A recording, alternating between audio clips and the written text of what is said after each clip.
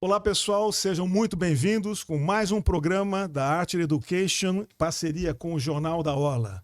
A Art Education é uma empresa fundada em 2022 com o objetivo de capacitar profissionais para o agronegócio em todos os níveis, desde o campo até as operações mais sofisticadas de logística, de mercados futuros e tudo mais.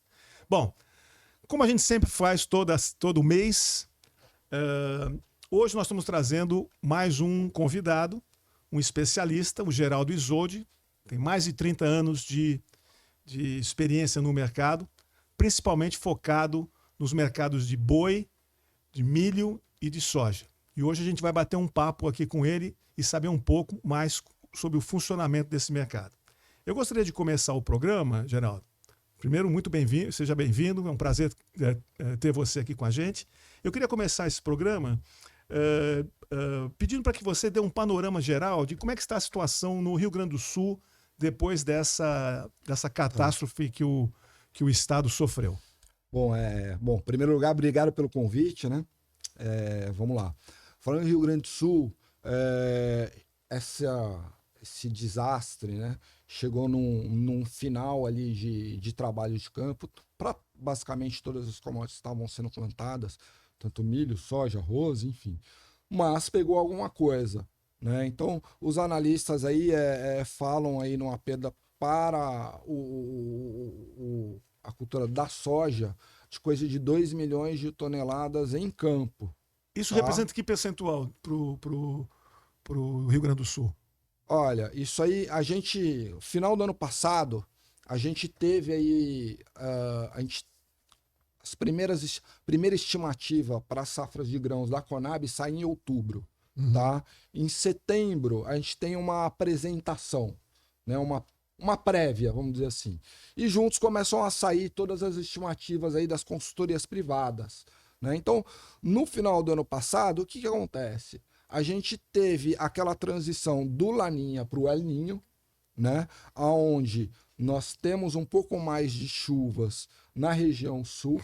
E aí, esse foi um grande problema para o Rio Grande do Sul, porque nas últimas 3 safras, mais ou menos, o Rio Grande do Sul sofreu muito com seca, né? Então, produziu aí coisa de 10, 13 milhões de toneladas de soja nessas temporadas de Laninha, né? Então, a gente teve essa virada aí dessa situação climática, e aí as estimativas elas aumentaram. Então, subiu ali de 13 milhões de toneladas de soja na safra 21-22, né? 21-22, né? 21-22. Para 20-21. 20-21. Não, 21-22. 13 milhões de toneladas na 21-22, para uma estimativa de 23 milhões de toneladas, Caramba. estimativa de maio da Conab, de 23, 24. Tá? Para 23, 10 24. milhões de toneladas a mais. Quase dobrou. Soja pra caramba. E aí, não só ia ser quase dobrou, como ia ser uma estimativa recorde, né? Então, a Emater estava falando aí num número, Emater do Rio Grande do Sul, né? Em março, falou num número de 21,9 milhões de toneladas, tá? Que seria aí uma produção recorde, né? A Conab também no relatório de maio ainda estava com um número parecido, 21,4, um pouquinho menos. Maio agora. Mas aqui o da Conab já teve uma pequena redução por causa do Rio Grande do Sul. Então, a Conab reduziu em 450 mil toneladas em comparação com abril, né? O relatório da Conab saiu logo depois dos problemas do Rio Grande do Sul, né? Então, o que acontece? Estima-se uma perda de até 2 milhões de toneladas em campo. A gente ainda tem o que tem armazenado. Então, essa é a minha pergunta, Geraldinho. Então é no máximo 10%, é isso que você está falando? Estourando 10%. Coisa de 10%. Mas assim, o que acontece, Arnaldo? Até agora, quer dizer, a gente teve aquele primeiro impacto, mas a verdade é que os caras estão sofrendo até agora. Não para de chover lá no Rio Grande do Sul. Está tendo problema lá até agora. Esse é o ponto, né? Você Então, falou assim, no campo perdeu, assim, a estimativa é que se perca 10%. Isso. Mas e o que está armazenado? Exato. Né? Então você tem soja armazenada, Tem. soja você O não que é tá ensacado, né? armazenado, É a granel. Aí então... tem uma coisa mais ou menos né, parecida ali com o que teve ali na guerra da Ucrânia, que a gente começou a falar que não é só a produção, é a máquina que estragou, toda a logística que está interrompida, né? As pessoas, a gente quer saber de números, todo mundo quer saber, as pessoas ligam, quanto que vai perder, mas a verdade é que assim, o cara que está lá, ele está preocupado em salvar ou a vida dele ou a dos outros. Ele não tá nem aí para safra, quanto é que vai ser. A preocupação deles atualmente, de todo o Rio Grande do Sul, está muito mais focada em causas humanitárias do que levantamento de dados. Então, esse levantamento a gente vai demorar para ter ainda. Eu acho que meses. E algumas áreas, posso apostar aqui, não sou especialista, que vão demorar anos para se recuperar. Né? É um problema assim, no começo eu vi muita gente lá de fora comparando ao Katrina. No começo eu até achei exagero, mas não é. Não para de chover, né? Tá chovendo. Né? Lá nos Estados Unidos você tem área que não se recuperou até hoje lá do furacão. Então, assim, num primeiro momento vai ser muito difícil de ter essa apuração de dados. Mas a maioria já estava colhido. Tem muitos armazéns nas regiões afetadas, mas tem mais ainda fora das regiões afetadas, principalmente ali, que a região afetada ela foi ali mais... Mas no centro, um grande centro, entre oeste e leste, no centro. De leste a oeste, num grande centro. Para cima, norte, para baixo, sul. O norte que produz mais soja. Melhor, que produz mais soja, enfim, está um pouco melhor. Então, assim, de qualquer forma, acho que a gente vai demorar para se apurar essas perdas. Mas, assim, estamos falando aqui numa safra que anteriormente prevista de mais de 20 milhões de toneladas, contra uma safra de 13 milhões de toneladas no ano passado, quer dizer, a gente ainda vai produzir mais do que a temporada anterior, falando em especial de Rio Grande do Sul, né?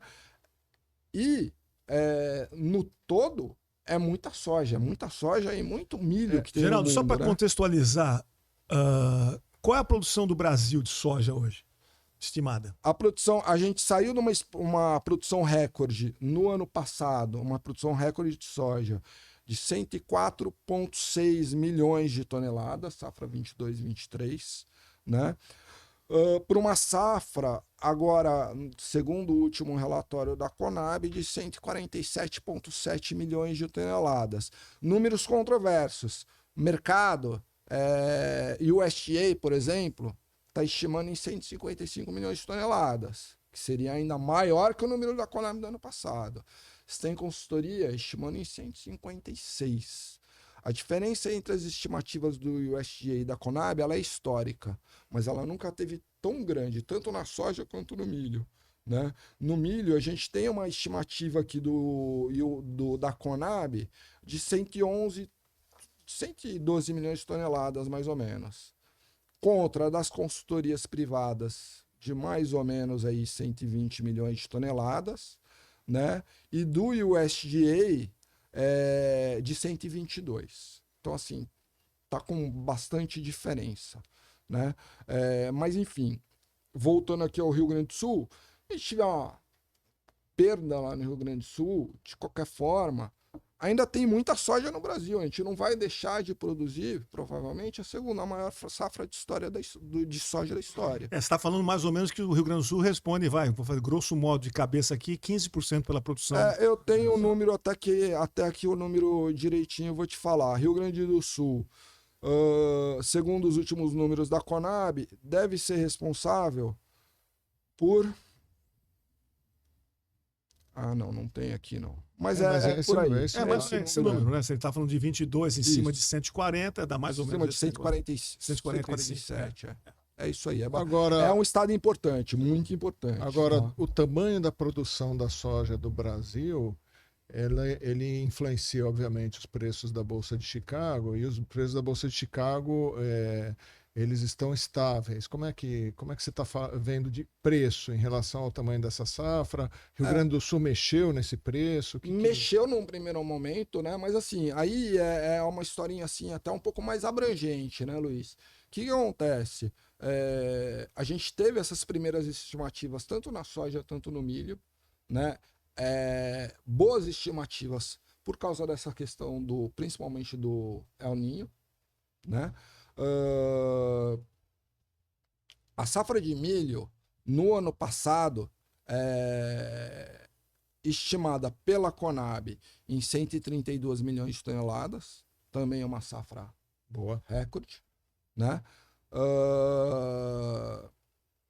Esse número da Conab assim, é até baixo, as estimativas de consultoria privada estimam até mais que isso, tá? Mas enfim. Agora no preço da soja, lá, como é que ele está andando esse preço na Bolsa de Chicago? O preço caiu, e daí eu tô colocando milho e soja no meio, porque assim, é mais ou menos a mesma situação, né? No milho, a gente, na soja aqui no Brasil, a gente teve um pequeno aumento de área, né? Teve em consequência, uma pequena redução de área no milho, né? E lá nos Estados Unidos, o que acontece? A situação era um pouco mais delicada. Os Estados Unidos eles estavam correndo o risco de ter um dos maiores estoques finais da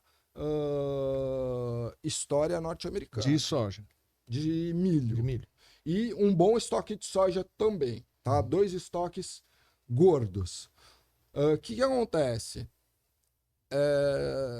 Se eu não me engano, o recorde foi de 4 bilhões de bushels, que foi em meados da década de 80. Quando eles tiveram esse estoque final de milho, recorde, né? Não lembro, né? Mas assim, pelo que eu leio, foi uma das maiores crises rurais da história da história americana. Tá?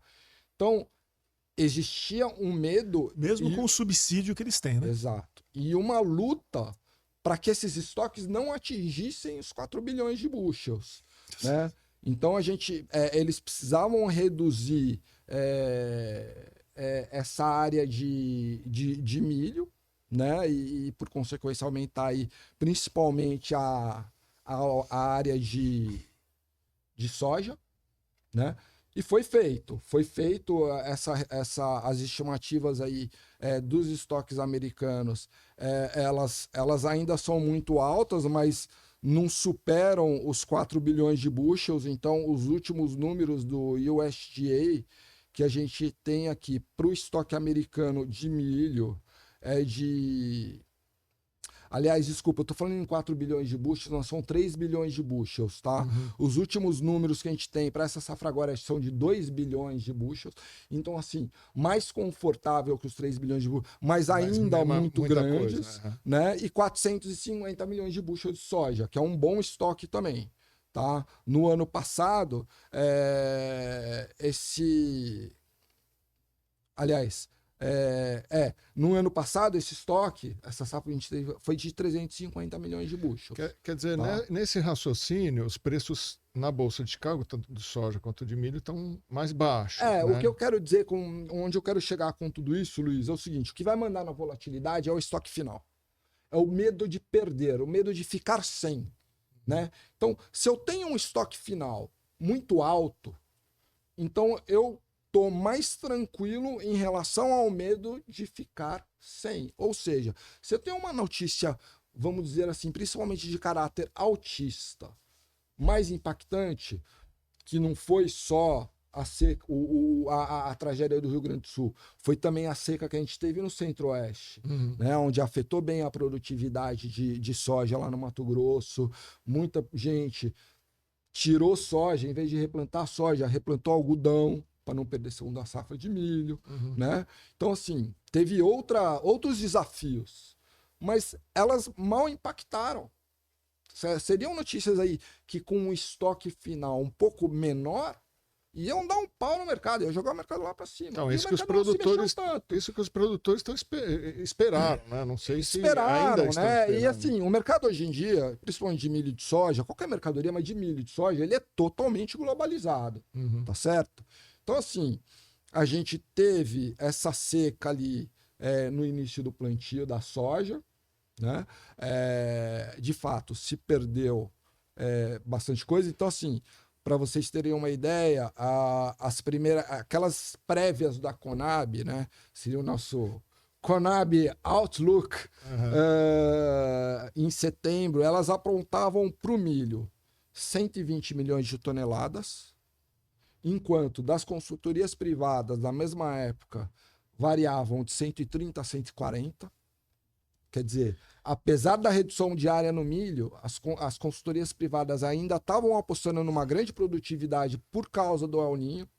Então, apesar da redução de área, ia ser uma safra parecida ou maior do que a Que é essa safrinha que foi passada, plantada, exato. né? Geraldo, sabe que, desculpe te interromper, mas é engraçado você me dizer que a Conab, os números da Conab são menores do que das consultorias privadas. Exato. E isso acontece ao contrário, por exemplo, até onde eu sei, no açúcar aqui na Conab. Conab bota a safra, açúcar não, bota a safra de cana lá pro espaço e todo mundo sabe que não é isso. Quer dizer, o que é isso? É falta de critério? O que é? A gente tem uma guerra, né? Por exemplo, tem o Conab, vamos pegar dois órgãos governamentais, Conab e USDA, né? Sempre tem uma diferença muito grande. Esse ano, em especial, para as safras desse ano, estamos tendo a maior diferença Entre os dois. Entre os dois. Até tenho aqui um comparativo histórico aqui da Conab com o USDA para soja, né? Pegando os relatórios de maio para soja, 4,3% De diferença. de diferença. Milho, 9%. Nossa. São os maiores da história. Tá? Dentro da margem de erro, né? Não é? Porque a gente sabe como é que é, né?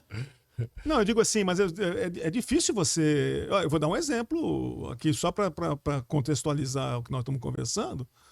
Mas nós terminamos essa safra de cana no Centro-Sul em 654 milhões de toneladas. Cana. Hã? Cana. Cana. Agora, terminamos em março, 31 de março. A estimativa que nós tínhamos dessa safra lá atrás, ou seja, março do ano passado, pessoal, a safra 23, 24 vai ser tanto.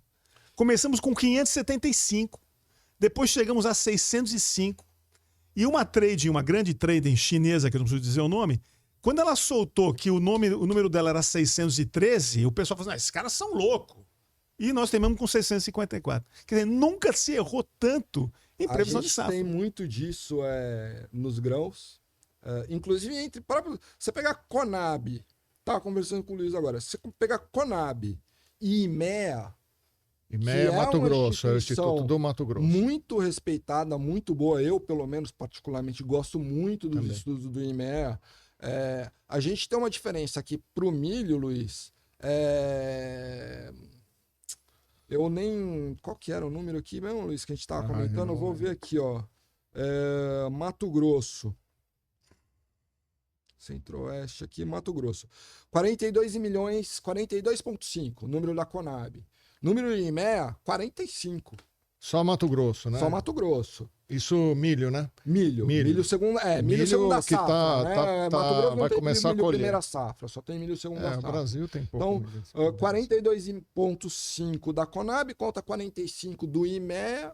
E consultoria privada. Geraldo, eu já vou chutar que deve ter um pouquinho mais. O pessoal do Mato Grosso anda muito quietinho. E consultoria privada tá dando mais ainda, né? A gente tem consultoria privada, falei aqui agora há pouco, falando em safra de soja, 156 milhões de toneladas. Agora, Geraldo, quando a gente fala nessa quantidade, nesse volume de safra, tanto de soja e milho, e quando a gente olha o custo de produção, E aí o custo do IMEA, o próprio custo da Conab, tem algumas instituições no próprio Paraná que fazem lá, tem o DERAL, enfim.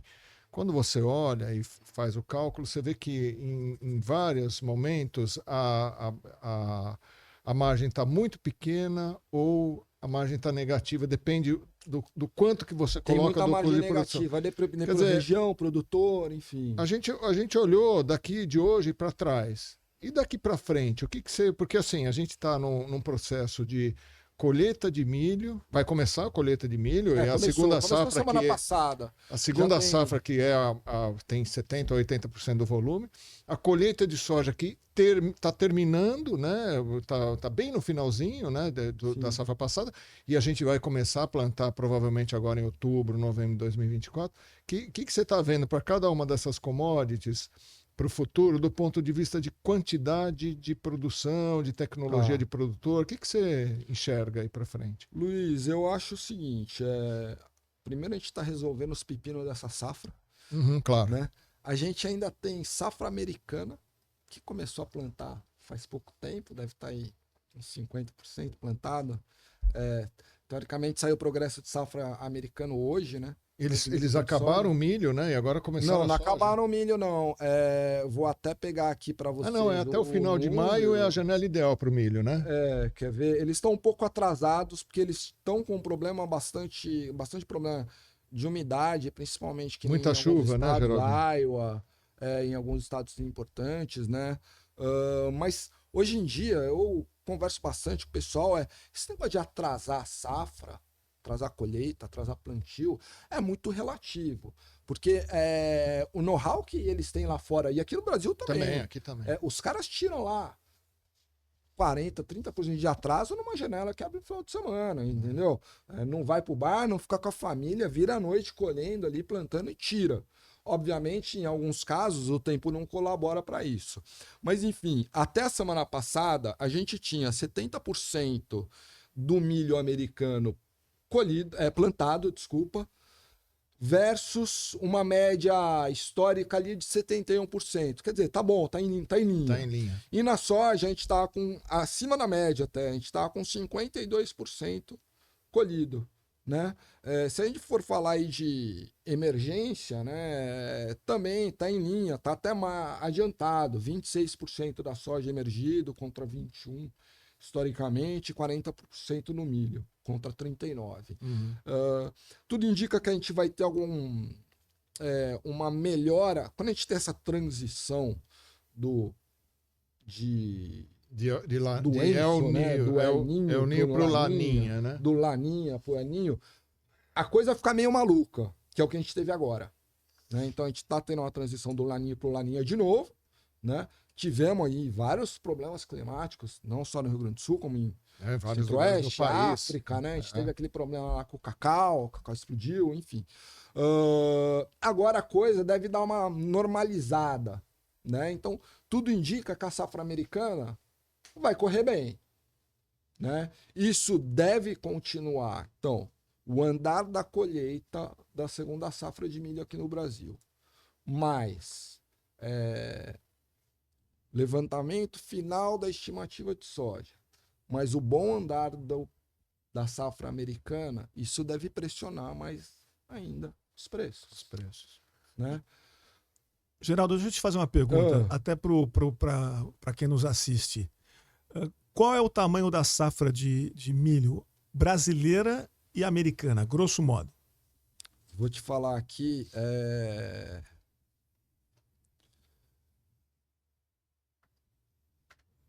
Pode ser, brasileira vai ser 130 milhões. Eu quero falar aqui para vocês em toneladas, senão eu vou falar em bushels aqui, mas estamos aqui com uma safra americana de milho prevista para 24, 25, né? Que é essa que está no chão, né? Que é essa que está no chão. Que estão plantando.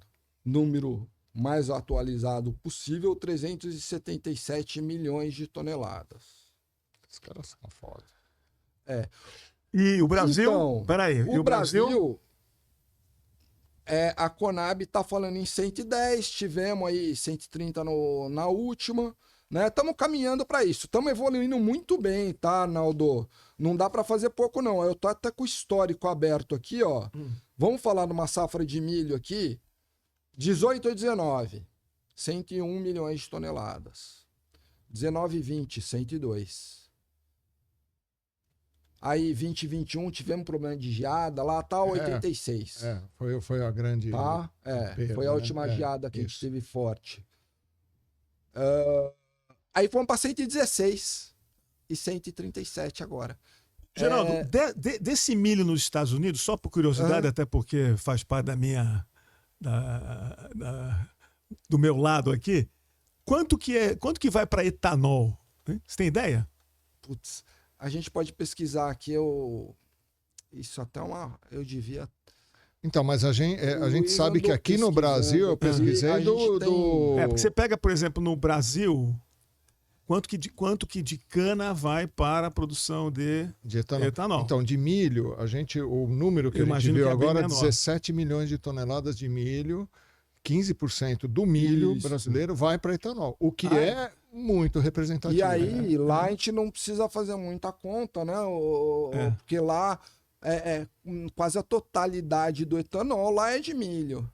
Não, total, Então, né? tem que dar uma Não olhada qual que é eu o tô número, porque procurando eles aqui exportam muito número milho, pra né? vocês.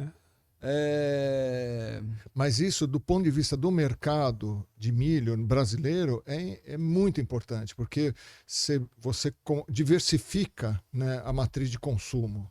Né? Então, você tem etanol de milho, você consegue exportar, porque quando o Brasil produz muito, abre se não fosse o a etanol de milho hoje, nós temos um problema de abastecimento, acho, provavelmente. de etanol. De etanol, De etanol. Claro. Teve...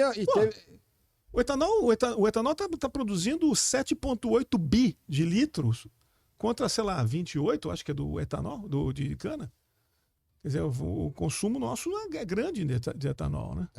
E aí, como as usinas estão direcionando praticamente o máximo que podem Para o açúcar, porque o açúcar tem uma rentabilidade maior, né? Porque o etanol, infelizmente, sofre a interferência. Do governo em cima da Petrobras, né? Cujo preço da gasolina está mais ou menos defasado em 12% a 15% do mercado internacional, né? O governo está sendo bonzinho para o consumidor, mas quem paga a conta somos todos nós, pagadores de imposto aí, porque se a Petrobras não dá lucro, significa que o Tesouro fica sem aquele dinheiro. Mas isso daí é uma outra conversa. E continuando, porque eu acho que é legal para quem nos assiste, qual é a produção de soja do Brasil e dos Estados Unidos? Tá. Brasil, a gente tá aí esse ano com uma produção aí estimada. E daí eu vou falar, na maioria das vezes, Arnaldo, do número da Conab, que apesar de não ser o número usa a mesma fonte é o sempre, nosso número oficial, né? Que é coisa de 147 milhões de toneladas, né? Contra uma produção de milho... De soja ou de milho? Não, de soja. De soja. Desculpa, contra uma produção de soja americana... Vou pegar de novo aqui para vocês produz também mais, o número. né? Oi? A gente produz mais. Não só a gente produz mais. Ó, aqui, soja, 24, 25, 121 milhões de toneladas. Quer dizer, o Brasil hoje produz mais soja do que os Estados Unidos. Mas você falou do milho, Arnaldo. É engraçado porque o americano, e aí eu gosto muito de enfiar um pouco do fator humano dentro da análise de mercado, que é uma coisa que eu sei que você faz bastante, porque o mercado é soberano, o mercado é isso, o mercado é aquilo, mas somos todos seres humanos que fazem o mercado. Então, você tem o medo, você tem lá o medo de você estar vendido, o mercado indo contra, e daí você tem que zerar a posição. Até os gestores dos grandes fundos, né, você vai ter esse fator humano aí influindo no mercado. E aí, uma outra coisa que tem o americano ele tem uma cultura de milho muito grande. Então, por exemplo, a gente falou dessa redução de área de milho, né? Eles poderiam ter reduzido mais, Mas não, ele tem o amor ali pelo milho. Gosta do milho. Gosta do milho. A gente teve, acho que uns 4 anos atrás, cara, um problema. Se eu não me engano, no final do... Quer dizer, a gente teve um problema, não eles, né? A fábrica de cerveja, mas acho que foi uns 3, 4 anos atrás, uma final de Super Bowl, que foi, se eu não me engano, na Georgia, né? Nem é ali muito, tá ali pertinho. Mas uma marca de cerveja fez uma propaganda na marca deles, se orgulhando de não ter milho na sua composição. Que é uma coisa que pegaria aqui no Brasil, pô. Aqui, cerveja de milho aqui pra gente é lixo, né? Também é lúpulo puro, não sei. Porra, lá não. Que não. Os caras ficaram... Ó, e aí deu um burburinho, cara. Deu realmente um problema. Boicotaram a marca de cerveja. A concorrente já entrou, a gente. concorrente, se eu não me lembro. Eu acho que foi a Budweiser contra a Coors, não sei. A Coors já entrou, já foi muito rápido o pessoal de marketing deles. Falou, não, a gente tem milho americano e tal, não sei o que. Que falta, né? de visão. Foi Essas histórias de marketing são sensacionais. Então, mas é uma coisa que, se fosse aqui no Brasil, não teria. Seria o efeito contrário, né? Pô, a gente gosta de cerveja sem milho mesmo, tal. Mas enfim, mas tá incrustado. Feriram o orgulho americano que era você que é do etanol ali, você também deve ter uma... Acho que eu já parei para pensar nisso. Não é a minha área, mas já parei para pensar que o mercado de etanol nos Estados Unidos deve ser muito difícil para combustível. Por quê? Eles têm ali na raiz deles lá é a gasolina, é os muscle cars, motorzão. Então, assim, é muito complicado você enfiar esse etanol neles. Hoje também, melhorou muito, que, por exemplo, eu me lembro, quando eu morei em Nova York, em 86, 87, era aqueles carrões, aquelas... Hoje você já vê bastante carro pequeno, né? O carro médio nos Estados Unidos, né? Em Nova York. Uma cidade mais moderna. Mas você vai mais pro... Nova York, como eu dizia um amigo meu americano, Nova York não são os Estados Unidos. Estados Unidos é outra coisa. Você conhece como São Paulo não é Brasil. Exatamente, você tem que ir para Minneapolis, tem que ter Minnesota, Iowa, como você falou aí. Exato, é caminhonetona. Quanto maior a caminhonete, melhor. É igual, é uma cultura que aqui o Brasil tá herdando, né? Então ele tem essa coisa do milho muito incrustada neles ali. Interessante esse negócio do marketing. Eu me lembro de uma vez, vocês devem lembrar uma fabricante de conhaque aqui no Brasil. Lembra dessa história? Que era lá uma marca, a propaganda dessa, ela assim, conhaque tal, não vou nem dizer o nome. Conhaque tal, o conhaque do Papa. Rapaz, as vendas... Que o cara vai assim, pô, eu tô sendo comparado com um cara de 90 anos de idade, eu tô fora desse conhaque. Então esses caras de marca, eles são tudo... O marketing hoje em dia é muito difícil, né? Com toda essa mudança cultural que a gente está tendo no mundo inteiro, é uma coisa complicada. Vira e mexe, a gente vê aí no agro, a gente tendo problema. Né? Infelizmente, o agro tem... Eu acho muito engraçado esse pessoal que mete o pau no agro, porque o agro não sei o quê, porque o agro é todo. Faz o seguinte, quando se levantar de manhã, não usa nada que é do agro. Pronto, pô. Não use nada que é do agro. Toma água só. Vamos ver quanto tempo você sobrevive. Principalmente o pessoal que tá aqui o agro parece que o agro sustenta 37% do PIB vem do agro, né? E o pessoal mete o pau no agro. Não, porque o agro não sei o quê. O agro usa química, o agro não sei o que lá. Escuta, meu amigo, para você dar alimento para esse mundo de gente, você tem que ter alguns elementos, né? Você vai ter que eu não digo nem prejudicar, mas o que eu falo, Arnaldo, é assim, o grande problema do mundo hoje em dia é que a gente tem muita gente. Burra também. Burra. Não é nem eu falar. Qualquer idiota tem opinião hoje. É gente demais, cara. E você não vai conseguir alimentar todo esse povo com agricultura orgânica. Nossa, você não tem produtividade. E tu já viu? Você já comprou produto orgânico e botou na geladeira? Quanto tempo que ele dura? Ele apodrece rapidamente. Ai, tá vendo? Olha isso que eu tô falando. Então, uma coisa, o orgânico chega na Vila Madalena, mas lá onde tem que chegar para alimentar o pessoal, não chega. Olha, eu vou falar de um assunto que eu conheço bem, que é o mercado de açúcar. Eu vejo tanta bobagem, né? Pessoal que toma refrigerante diet. Ai, não, eu tomo diet. O sujeito come um filé de brontossauro no almoço, mas ele na hora do cafezinho é o diet. Não, é o açúcar tem que ser diet. Sendo que, isso é muito interessante, se você pegue uma lata de qualquer refrigerante Dá uma lida. normal e o diet. Ontem eu tive curiosidade de ver, eu estava com o nosso amigo lá, o Félix, e ele tomando refrigerante diet. Eu falei, não faça isso. Aí, olha que interessante. Não, mas tem açúcar, tá? Quanto que aquele refrigerante que ele estava tomando tinha 35 gramas de açúcar, que dá mais ou menos uns 7 saquinhos desses que você adoça o seu café. Quantas gramas? 35 gramas. 35. É coisa pra caramba. Tá. O diet não tem, mas tem 48 de sódio. Então, meu amigo, você está trocando o açúcar Pelo sódio. pelo sódio. Nota 10. Parabéns. Tá certo. Então, é porque... mas o açúcar é muito... O pessoal que não conhece, o açúcar tem muita química. Tem, realmente tem. Já foi feito um estudo no CTC, que é o Centro de Tecnologia da Cana, que realmente aquilo é prejudicial. Se você consumir 1.000 quilos de açúcar durante 1.000 dias... O refinado. Você vai ter um problema. Porra, sabe? Não dá, porque né? o PPM é coisa... Então, são coisas que vão criando na cabeça. Porque a gente consumidor, a gente é meio burro mesmo. Quando a gente não conhece o produto da gente, quer dizer, o açúcar eu posso opinar, mas tem muita coisa que eu não conheço. Então, a gente tem essas coisas eu ouvi falar, saiu na internet que o óleo tal faz mal. Lembra disso? Hoje a informação Agora, é muito rápida, né? Ô, Geraldinho. É muito rápida e a fonte às vezes não é verificada. Ô, Geraldo, deixa eu te perguntar uma coisa.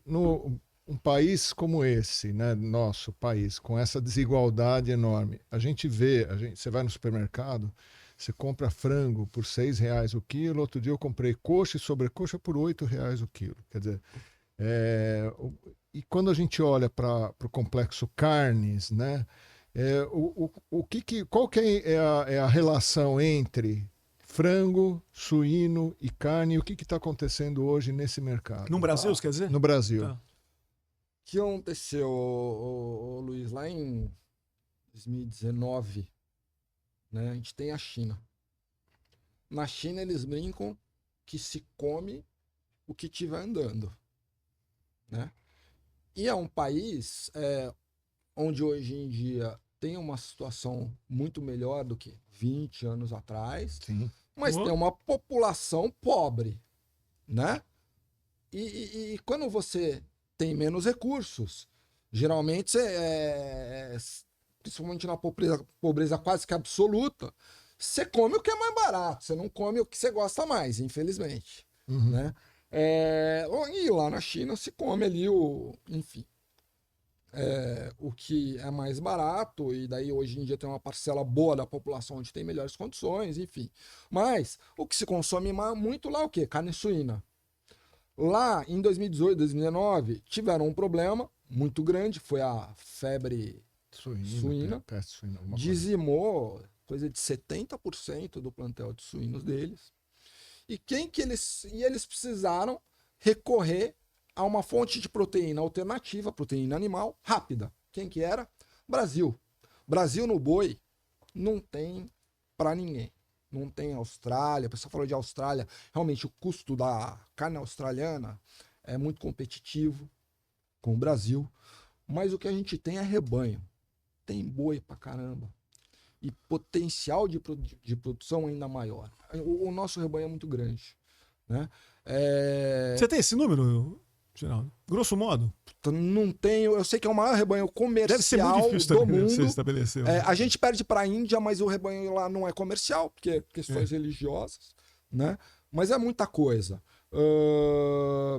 E no suíno que você estava você tem esse número para suíno? Não, de cabeça não. Agora, pelo que você falou, teve aquele problema sanitário na China. Recorreu ao Brasil. Foi quando a gente suíno. E eles mudaram as matrizes, viu? Quando aconteceu isso? Não foi suíno, não.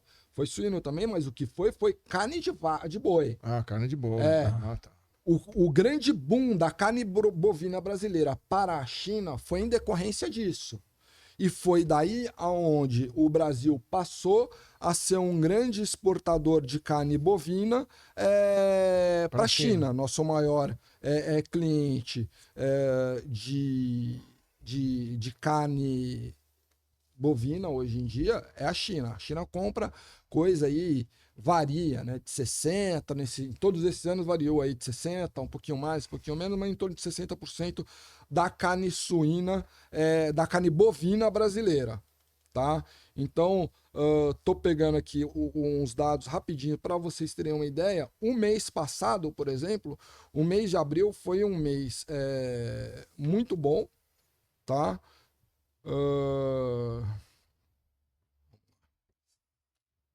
A gente exportou em abril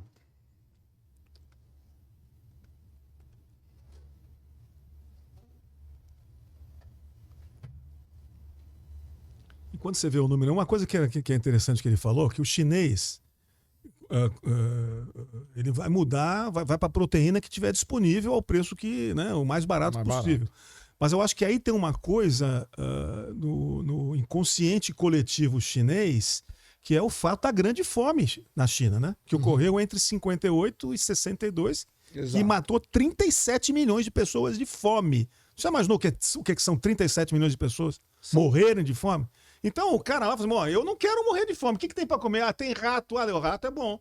Tem um morcego aí, esse morcego é uma delícia. Questão cultural. Então é uma questão cultural. Não dá para você dizer pro cara assim, um cara que viu os avós falarem sobre grande fome, dizer para você não pode comer esse morceguinho não, hein? Ah, pode deixar que eu não vou comer não.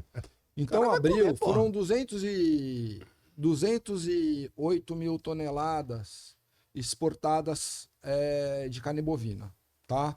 Disso daí, coisa de 60% para a China. Isso foi no mês, né? Que você tá falando? No mês. Se a gente comparar com o mês de abril, foram 110 mil toneladas. Só que a gente tem que dar um desconto aí, porque em abril e em fevereiro do ano passado, a gente teve aquele probleminha ali A gente teve um casinho lá de vaca louca atípica aqui no Brasil. Atípica é aquela vaca louca que não faz mal, né? Mas até você comprovar, saírem os exames e tal, a gente acaba ficando um pouco prejudicado. Mas 110 mil toneladas também é um bom número. No ano, até agora, a gente já exportou aí 860 mil toneladas de carne bovina. É bastante. Tá? E daí o que acontece? Antigamente, esse chinês aí, ele pagava aí na carne bovina brasileira, chegou a $6 mil por tonelada, né?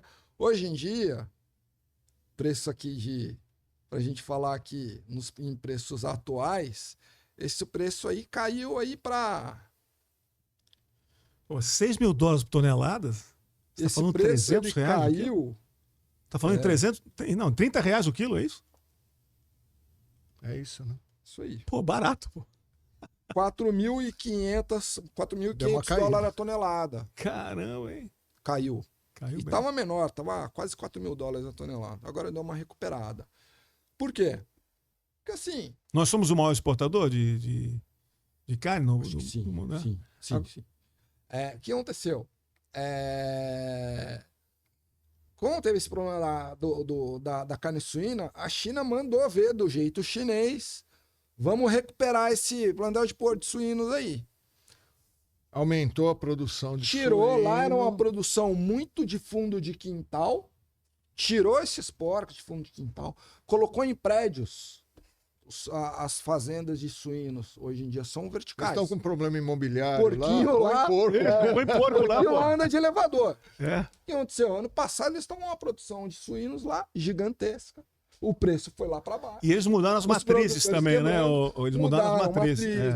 Mudaram. Eles estão muito mais preocupados, estão muito mais preocupados com a questão da saúde alimentar. Né? Questão de nutricional, mudou muito. Então, assim, só que isso gerou uma superprodução em pouquíssimo tempo.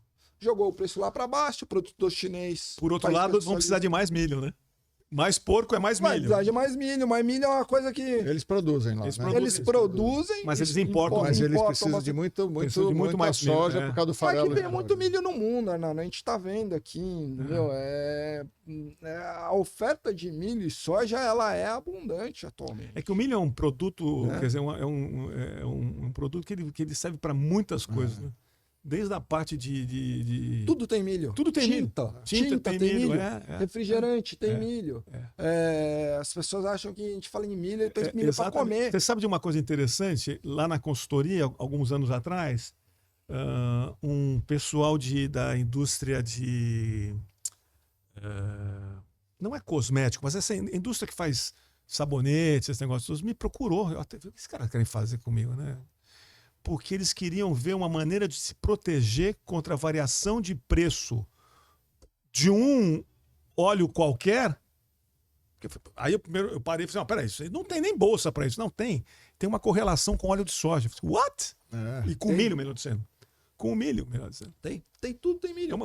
Cara, E o etanol de milho aqui no Brasil agora que é uma novidade, né, Arnaldo? Então, assim, que é o que está sustentando o preço. Porque senão, a situação, o preço do milho aqui ia estar pior. Se não fosse. Peraí, e não é só isso, né? Se você não tivesse isso, talvez a situação do açúcar tivesse pior. Sem dúvida. Exato. Então, assim, hoje em dia a China não paga mais aqui, paga muito Então pouco. quer dizer que você está falando que na exportação não está remunerando menos o boi aqui internamente. Bem E menos. esse mercado de boi, então, o que aconteceu? Porque eu lembro que ele estava baixo, deu uma subida, aliás, estava muito alto, Ele chegou a bater voltou, R$340. né? Caramba! Arroba. Arroba. Hoje está quanto? Hoje, vamos pegar a cotação de agora que eu tô com ela aberta aqui, tá? Então, se a gente for falar aqui do É o boi gordo da B3, né? boi gordo B3, né? Se a gente for fazer um hedge aí para maio, que é o que tá vencendo agora, né? Então ele já é quase vence essa mercado semana. físico, a gente tá falando aí em R$223, ele caiu bastante. Se a gente for falar de mercado físico, o indicador do mercado físico, R$223 a arroba. É isso. R$223. Como é que você converte isso para quem nos segue aqui, o cara sabe, ok, R$223 a arroba, o que significa isso, carne no supermercado? É isso que o cara vai fazer, né? É que assim, Arnaldo, É porque o boi é tudo, né? Você vai tendo... É difícil você comparar. Então, ó, o preço do físico, indicadores aqui, entre os privados, Exalc variando entre R$219 e R$225. Mas assim, vamos lá, o preço do boi, ele, apesar de ter uma correlação, obviamente, né? Boi é diferente de carne. Sim. Embora seja estranho falar isso. Porque quando o boi tá lá no pasto, Arnaldo, ele tá lá no pasto. Aí o frigorífico vai lá e compra para abate. A partir da hora que ele sai do pasto ou do confinamento, ele começa a ter todo um processo que vai agregando custos, né? Então muita gente fala, mas a carne, o boi tá caindo, mas a carne da picanha tá subindo. Daí você vai ver o diesel. Ela não anda, né? O diesel tá subindo pra caramba. A correlação é muito baixa. Né? Eu tenho que transportar o boi eu até tenho o... eu tenho que transportar, eu tenho que abater, eu tenho lá um monte de funcionário, daí sobe o petróleo, não sobe só o diesel, sobe a embalagem ali que vai embalar. É isso mesmo, né? é isso mesmo. Então é um longo caminho. Quanto mais quilômetros esse boi vai andar até o consumidor, esse preço, mais custos vai agregar, né? Agora, Geraldinho, você estava falando, chegou a 330 o boi. 330, 340. Por que o pecuarista não fez um hedge? Não estou falando que não fez. Eu entrar aqui eu não estou falando que não fez, hein? Porque o produtor, ele gosta de fixar na baixa e o consumidor industrial... Não, eu tenho uma tese, Arnaldo. Tem mais 40 minutos de programa aí? Não, tem 9. Mas assim, primeiro, eu antes de ser um especialista ou qualquer coisa, eu sou um corretor ali de futuros. E como todo corretor de futuros, sempre me indaguei isso. Mas, pô, o cara não vende. Impressionante, né? Você liga, fulano, vende, vou esperar mais R$1. Só que assim, o que eu tenho pensado também, assim, eu entendo isso. É difícil pro produtor. Que aquela venda, aquele boi, aquele milho que ele tá vendendo, aquela saca de milho, não é só uma saca de milho. Não, concordo. O dia Inteiramente. que ele deixou de passar com a família dele, às vezes um aniversário, porque tava... Eu quase falei um palavrão aqui, mas tava muito ruim de colher. Abriu aquela janela, ele teve que virar à noite, virar dia colhendo. Entendeu? Foi aquele dia que ele joga a semente no chão e fica olhando e rezando. Eu sei, eu fui Foi aquele produtor. dia que ele deixou de dormir um pouco a mais, que ele dava cansado. Então, assim, tem todo um trabalho embutido. Então, assim, eu entendo que seja difícil. É um trabalho psicológico. Mas, Geraldo, mesmo, é difícil, mas não é impossível. Não é impossível. Ele tem que ter o custo de produção dele, tem que determinar a margem. Arnaldo é especialista nisso. Quer dizer, ele tem que olhar e deixar o coração de lado e de agora para frente cada vez mais. E aí o problema aí, Luiz, é isso. É o boi bater 340, é o milho bater 110. E o cara não... Sabe por quê? A gente se acostuma com o quê? A gente se acostuma com coisa boa. Bate lá, vai ficar aquele 340 na cabeça. Foi 3 anos atrás, até 1 ano atrás. Tinha produtor, mas vai bater 300 reais. Vai, sim. Não vai. Ano passado, a gente teve um outro problema. Acho que foi em julho, agosto. Boi chegou a bater 260, por aí. Lembro até hoje, estava falando lá no programa de TV. O cara mandou perguntar, mas não vai mais. Não vai para 280. O cara pensa que você é guru, né? A gente fica sem graça até. Eu, pelo menos, fico sem graça. Eu não quero também estragar o dia do cara, entendeu? Não. De repente, uns 262 ali, mas, pô... Que coisa, olha o teu custo. Olha o custo. Tá? É isso mesmo. Faça a conta. Olha a tua margem. Aí, olha a margem. Uns 3 dias depois, deu um probleminha aí das incorporadoras chinesas. Foi para 210 o boi. Pronto. 210 não pagava custo. Pois é. Acho que outubro, novembro, eu trabalhava numa casa de análises. Outubro, novembro não, setembro, outubro. Me ligou um cara que, além de não ter vendido o boi nesse preço de 260, ele tinha recebido um milho que ele tinha comprado a 90 reais. Quer dizer, a margem dele também foi lá para... Se fudeu. O custo foi lá para baixo. Então, assim, o cara vendeu o boi barato, comprou um milho caro. E aí, assim, tem que ter isso. Não tem, vou esperar mais 2 reais. Tem lá o custo. Tá certo? Tem o preço.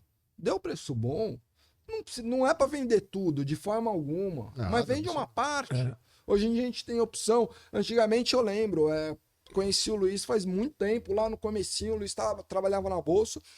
E o nosso sonho era ter opção. A gente não conseguia fazer opção. Não tinha opção. Porque tinha que colocar a margem, tinha que colocar o ajuste. Hoje você tem. Hoje você consegue. Hoje você faz o mercado perfeito, não é, mas você consegue milho fazer. Você faz com uma liquidez bem interessante. Consegue fazer no boi. Para quem está nos assistindo, a opção é um seguro que você tem contra uma eventual queda do mercado ou com uma subida do mercado, depende da posição que você está, né? Isso daí realmente... Olha, essa é a história da nossa vida, viu, Geraldo? Por isso que nós, o Luiz Cláudio, mais o Tarsilo e mais alguns outros amigos nossos, nós criamos a Art Education exatamente porque a gente vê que existe um déficit de conhecimento que você não faz ideia. E isso que você falou do boi, não é o boi. É no boi, na soja, no milho, no açúcar, no todo que você pode imaginar. Agora, o cacau, por exemplo, só para finalizar, olha o que aconteceu com o cacau recentemente. O cacau foi para $12.500 a tonelada. O maior preço da história, se eu não foi. me engano. Sabe quanto que estava na sexta-feira? $7.000. Ainda tá bom. E se você vira a narrativa por trás, é a mesma que usam para outras commodities. O fundo botou lá para cima toda e depois, pum, é sempre a mesma. tchau. Tem sempre um trouxa que paga a conta. E geralmente o trouxa que paga a conta, infelizmente, é o produtor. Mas, Arnaldo, aí é falta de treinamento também, mas assim, eu acho que tem muito esse aspecto psicológico. É igual fazer ginástica. Não, mas tem o aspecto Você acorda de manhã, vou correr, puta dúvida. chuva, não vou. Você sabe o que você precisa fazer. Mas você não faz.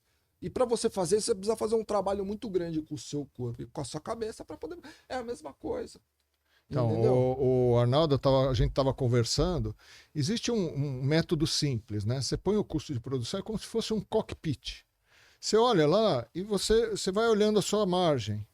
Na hora que deu a margem, você vende um pouquinho, Exato. deu margem.